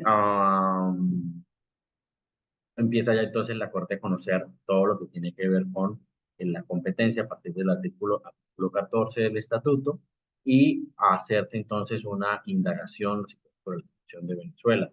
Pero como ustedes ven, esta investigación sobre Venezuela, que es el único estado digamos, del hemisferio que está con una situación o con una investigación abierta, que es iniciada no por el Consejo de Seguridad y no por la Fiscalía, sino por otros estados partes quienes presentaron la solicitud ante el fiscal. En este caso es el oficial, ese sería el fiscal de la Corte, y es entonces el fiscal quien presenta, ¿sí? O inicia la investigación para presentar ante la Corte. Eso quería mostrarles, pero por ejemplo, si ustedes ven la situación de Afganistán, y ahí está ya la situación de Palestina. Aquí, en este caso, fue el fiscal. Aquí no fue otros estados, no fue un estado diferente, sino fue el propio estado, el propio fiscal de la Corte Penal, ¿sí? Quien presentó ante la Corte la investigación sobre los crímenes cometidos en la República de Afganistán. Y esta, pues aquí ustedes lo pueden leer, tuvo primero una negativa, ¿sí? La Corte declinó, ¿sí? Decidió no aperturar la investigación por las implicaciones políticas que tenía eso con Estados Unidos. Pero luego digamos, la sala de apelación lo autoriza, ¿sí? Y se inicia entonces toda la investigación sobre la situación. Vamos a ver en qué termina, ¿sí? La situación de los crímenes de guerra, crímenes contra la humanidad. Aquí lo mencionan, crímenes contra la humanidad y crímenes de guerra cometidos en la situación de Afganistán. Tenemos, por ejemplo, la reciente, sería la situación de Palestina, Estado de Palestina, pero tiene que haber una apertura nueva, porque está del 2015 y, a ver, vamos a ver, ya, no hay todavía una apertura nueva. Y Ucrania, que sí también es novedad, desde el 2022, y esta fue aperturada, ¿sí? Por la presentación ante la Corte por parte ya aquí lo mencionan, por la declaración que hace el presidente del gobierno de Ucrania por aceptar la jurisdicción de la Corte Penal Internacional con respecto a los crímenes cometidos en territorio ucraniano. Ojo, parte de lo que veremos también más adelante es que hay una competencia territorial, ¿sí? Y que ahí la Corte va a decir, bien, si Rusia no ha reconocido la competencia de la Corte, no obstante Ucrania sí, y por lo tanto tengo, la Corte tiene entonces la competencia para investigar los hechos de los crímenes internacionales cometidos en territorio ucraniano, ¿sí? Y se entenderá a partir de entonces de la declaración que hace el gobierno de Ucrania para aceptar la competencia de la Corte. Ahora, es por parte, ¿sí?, de la Fiscalía, ¿sí?, que se hace la investigación de la situación de Ucrania. Ahora, otros estados partes a la oficina se recibieron por parte de otros estados, como por ejemplo la República de Luisiana, o por ejemplo o estados partes como Albania, Australia, República Bulgaria, Canadá, Colombia, Costa Rica, Croacia. Ahí encuentran ustedes los estados que han denunciado ante la Corte Penal Internacional la Comisión de Crímenes en Ucrania. Y allí entonces tenemos dos situaciones, una apertura misma por parte del fiscal, también como por parte de estados, parte del ¿sí? Yo les voy a compartir a ustedes este link.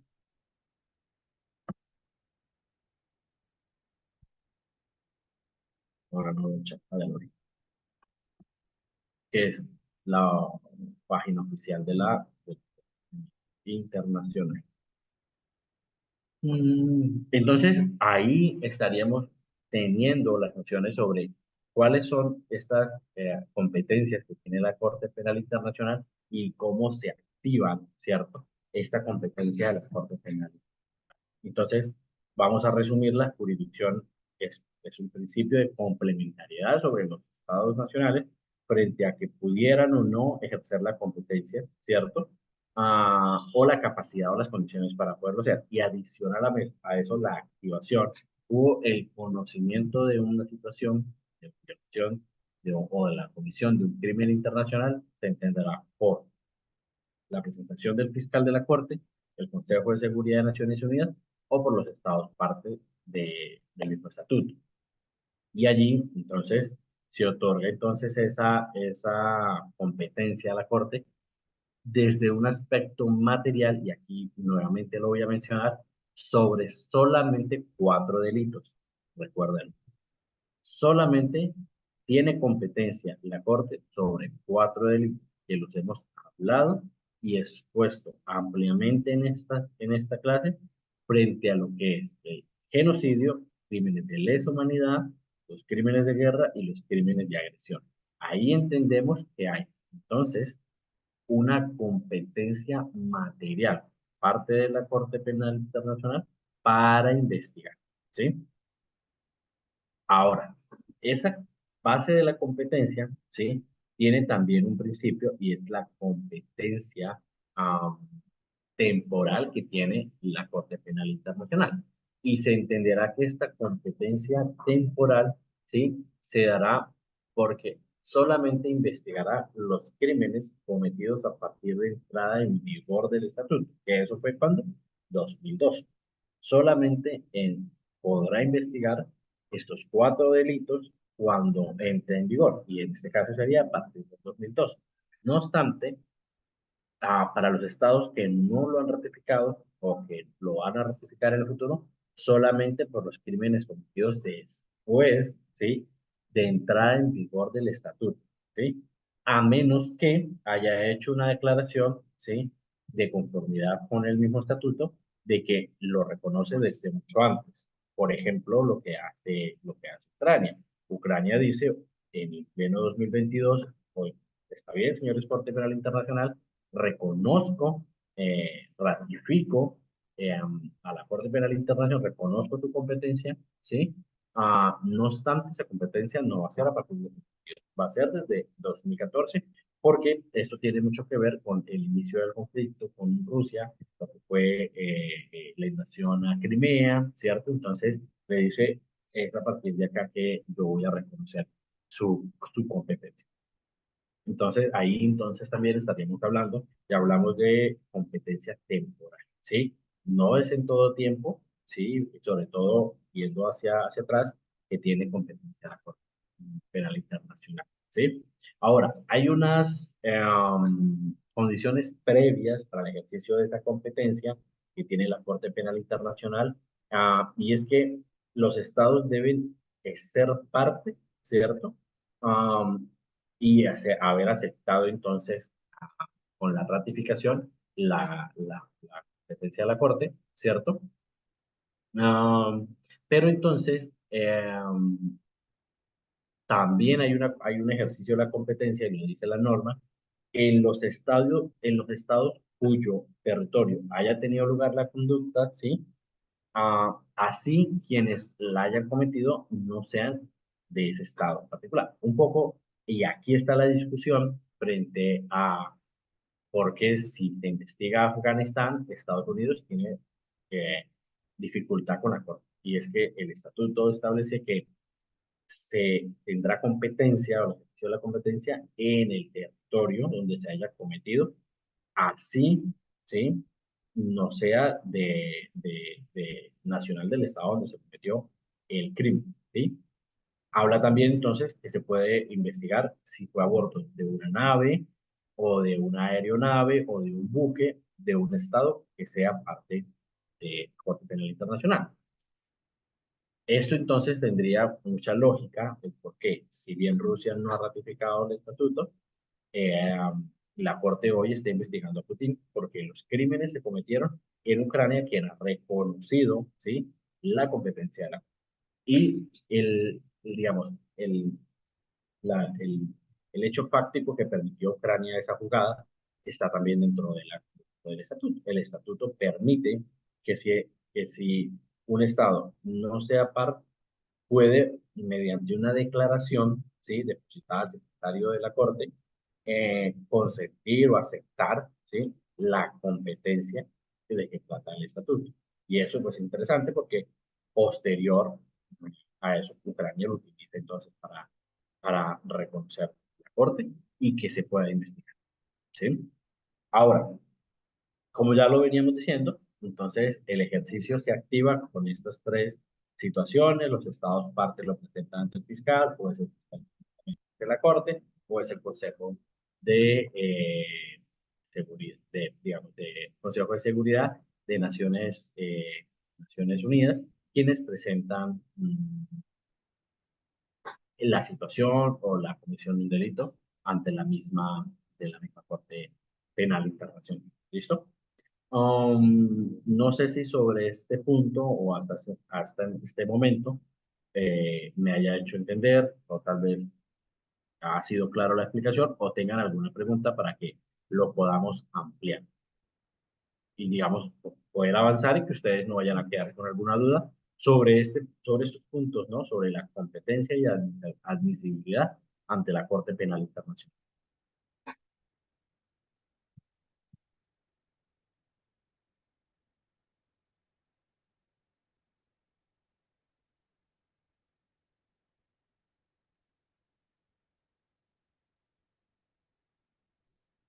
Hmm.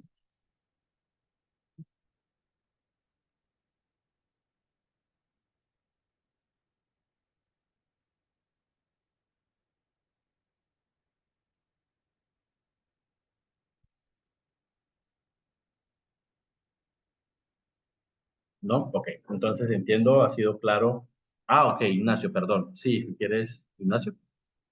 Y luego Moisés. Gracias. Ignacio. Buenas noches. Buenas noches, Ignacio. ¿Cómo estás? Yo tengo dos preguntas en el tema, por ejemplo, entonces, todos los países del mundo son sujetos a la Corte Penal Internacional o solo es aplicable a ciertos países del mundo. Y luego la otra pregunta es, ¿quiénes crearon el Instituto de Roma? ¿Qué organismo lo creó? Eh, ¿Qué autoridades más que nada fueron los que crearon ese Estatuto de Roma? Dale, Ignacio, un poco para responderte rápido, digamos, eso ya lo habíamos mencionado acá.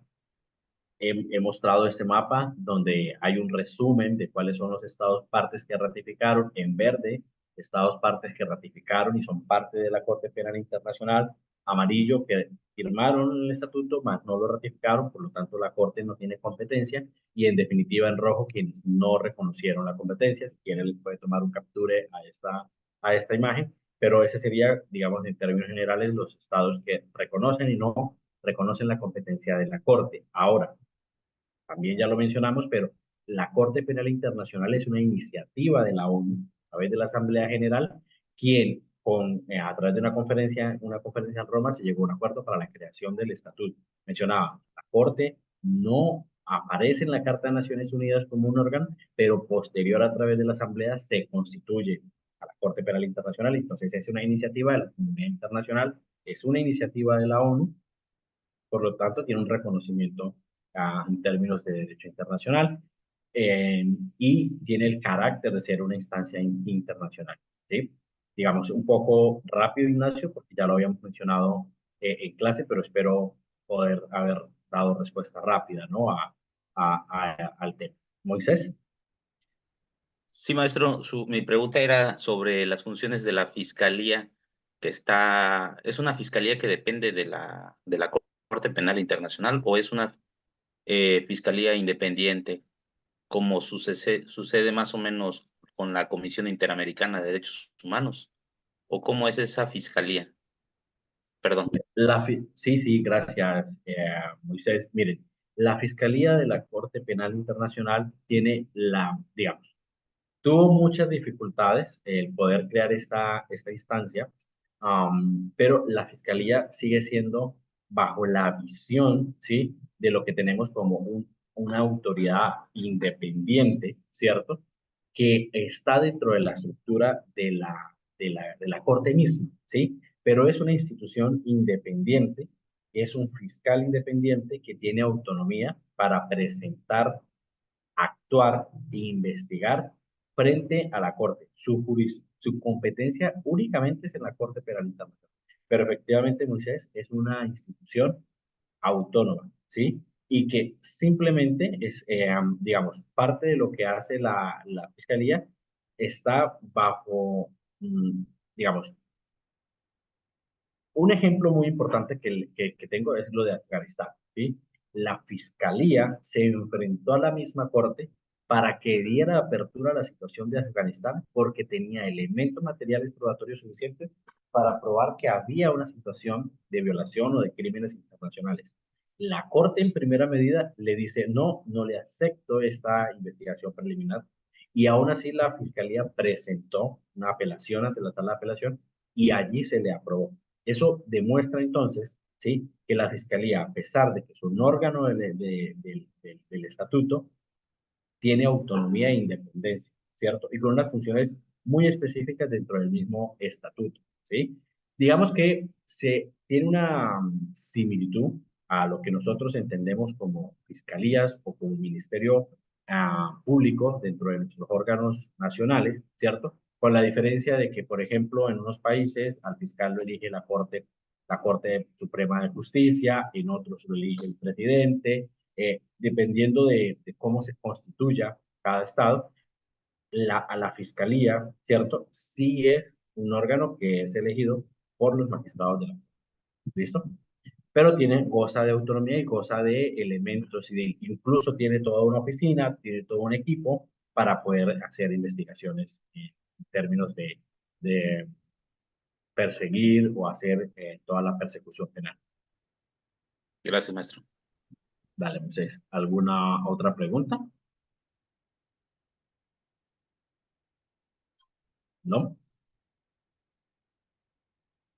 Igual, Moisés y colegas, más adelante veremos entonces la fiscalía, veremos la sala de aceptación de casos, la sala de juicio, ¿listo? Por ahora vamos un poco frente a la competencia, ¿sí? Y las cuestiones de jurisdiccionales que tiene la corte penal para poder conocer o conocer con la investigación por delitos, por los 4 delitos que ya hemos hablado, ¿cierto?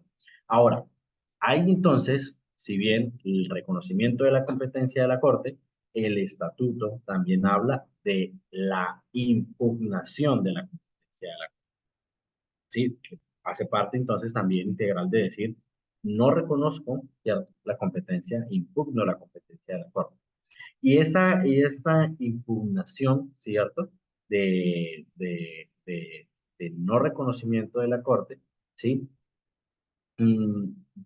deberá ser presentada, es conocida por la misma Corte, ¿cierto?, quien hará entonces trámite dentro de la respectiva sala de impugnación de esa decisión de si se reconoce o no como competencia por parte de la Corte. Ahora, ¿quiénes presentan una impugnación ante la Corte por falta de competencia? En principio, como abogados sabemos que el principal interesado por impugnar la competencia de la Corte será el acusado, ¿sí? O la persona contra quien se haya dictado una orden de detención o de comparecencia ante la Corte. Esa es, digamos, por excelencia, la primera persona interesada en impugnar la competencia de la Corte. Una causal podría ser entonces, por ejemplo, que no tiene jurisdicción temporal, es decir, la comisión de los delitos por los que se están enjuiciando fueron cometidas en el 2001, pero en el territorio en el estado en el que se cometieron no hubo reconocimiento de la Corte sino hasta el 2011. Entonces, lo lamento, pero no existe entonces competencia por parte de la Corte. La puedo impugnar. Otro que podría impugnar de la Corte, evidentemente, es el Estado. Si bien no se investiga a los estados, en un estado parte puede impugnar la jurisdicción, porque tal vez se esté investigando una situación, como por ejemplo veíamos la situación de Venezuela. El gobierno de Venezuela podría impugnar la jurisdicción de la Corte. Créanme que es parte de lo que hacen los abogados defensores, de siempre van a impugnar la competencia de la Corte, ¿sí?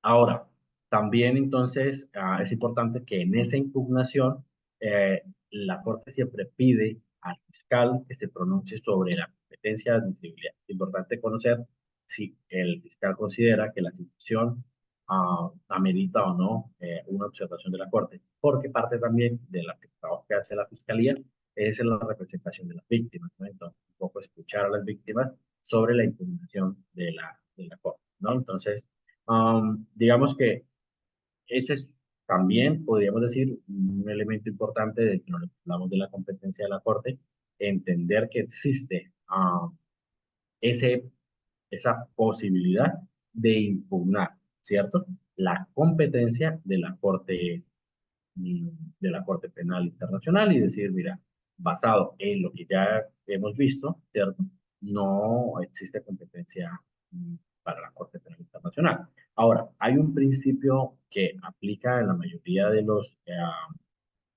las normativas internas nuestras, y es la cosa juzgada, ¿no? Aquí creo que no hay que profundizar mucho, pero hablamos de que parte de la incapacidad que tendría la Corte para investigar es cuando exista cosa juzgada sobre la situación a la que, por ejemplo, se presenta, ¿no?, el fiscal o los estados partes. Entonces, si una persona ya ha sido procesada, enjuiciada, absuelta, declarada culpable, condenada por la Corte o por otro tribunal, en este caso serían, por ejemplo, tribunales nacionales, ya habría cosa juzgada, ¿sí? No tendría competencia la Corte para conocer de estos crímenes porque ya hay una condena o una absolución. Y esto pareciera poco, pero es importante porque parte entonces de la complementariedad que tiene la Corte también es que si, por ejemplo, una persona ya fue juzgada en territorio nacional por la comisión de ese delito, ¿sí? La Corte no podría investigar, ¿sí? Y esto entonces da también herramientas para la defensa del acusado frente a la situación. Yo pongo un ejemplo, aunque esto no es cosa juzgada, pero que podría llevar a que haya elementos de cosa juzgada, por ejemplo, la situación de las justicias transitorias o que se ha habido en Colombia. Entonces, por ejemplo, aunque sí podríamos hablar de cosas juzgadas, por ejemplo, en Colombia, cuando ocurrieron las situaciones de los paramilitares, donde hubo masacres, hubo violaciones al VIH, hubo crímenes de lesa humanidad, um, la justicia colombiana diseñó un sistema de justicia llamado la Justicia y Paz. Es una ley especial mediante el cual la justicia colombiana otorgaba penas mínimas uh, con la condición de obtener verdad y reparación para las víctimas, penas de hasta 8 años por asesinatos. Entonces, allí la Corte Penal Internacional, si por ejemplo yo soy el líder de un grupo armado, no estatal, el cual luego fui condenado a 7 años de prisión, a contar la verdad, pero adicional a reparar a las víctimas, la Corte no me podría investigar, la Corte Penal Internacional no me podría investigar por la comisión de ese delito, puesto que yo ya fui condenado por el tribunal por ese delito. Ahora, que hayan sido 5, 6, 7, 8, 9, 10 años, pues esa no es un análisis de la Corte. ¿Sí?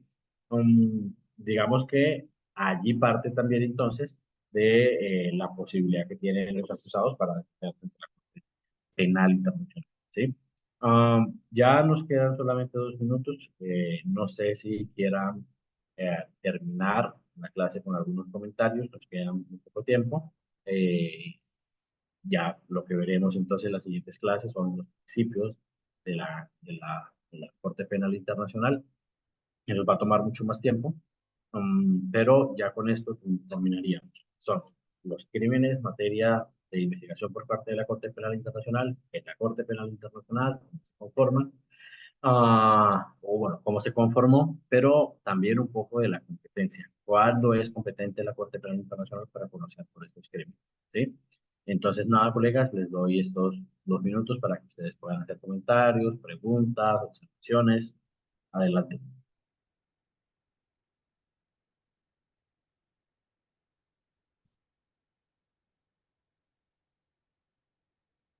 Moisés.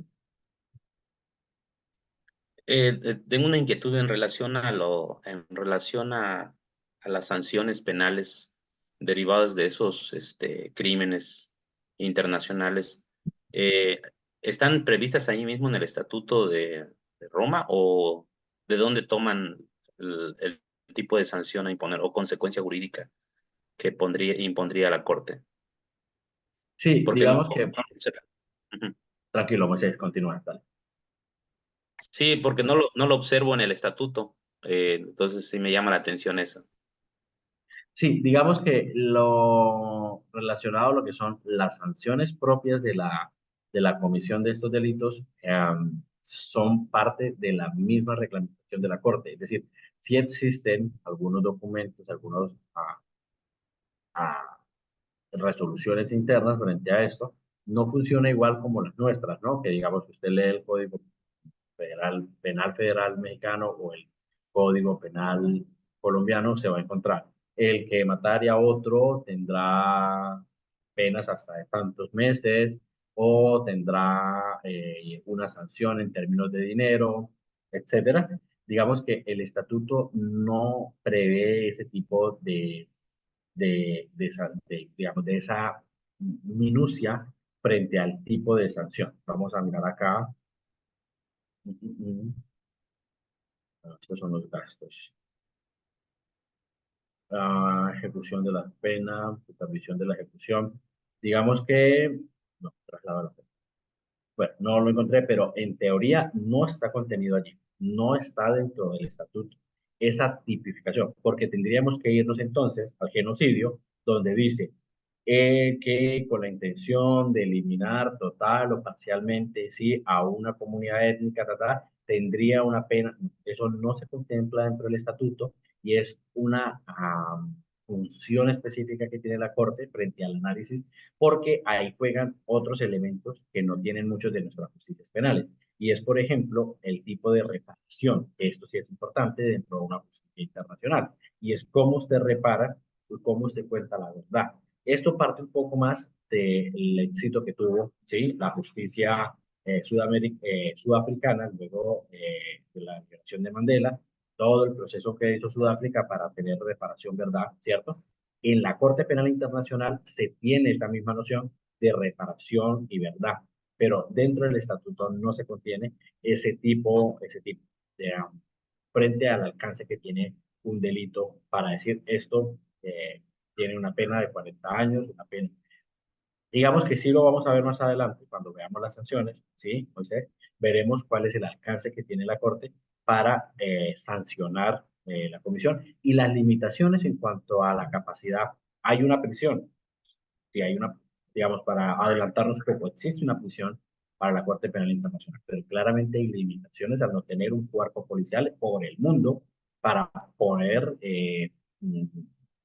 cumplir sus órdenes de prisión. Depende entonces de quién, de la Interpol, depende de las policías nacionales de cada estado para poder hacer cumplir entonces sus acciones, sus decisiones. Pero lo veremos más adelante, veremos un poco cómo funcionan las acciones de la Corte, ¿cierto? Pero en el estatuto mismo no está, no se va. Tendría que estar en el capítulo de genocidio y abajo, pero no lo contempla. Digamos, parte de lo que hablaba ahorita, ¿no? Fue muy difícil consolidar un estatuto de una justicia internacional. Creo que los estados, y bueno, aquí ya estoy divagando, no querían tener eso, esa soga en el cuello, ¿no? Es decir, bueno, pongamos ahí que 50 años por un genocidio. Mejor eso que vaya evolucionando un poco. Pero sí hay unas medidas pues, de las sanciones. Hay unos estándares de las sanciones. ¿Listo? Listo, Moisés. No sé si Gracias. alguien más quiera preguntar algo.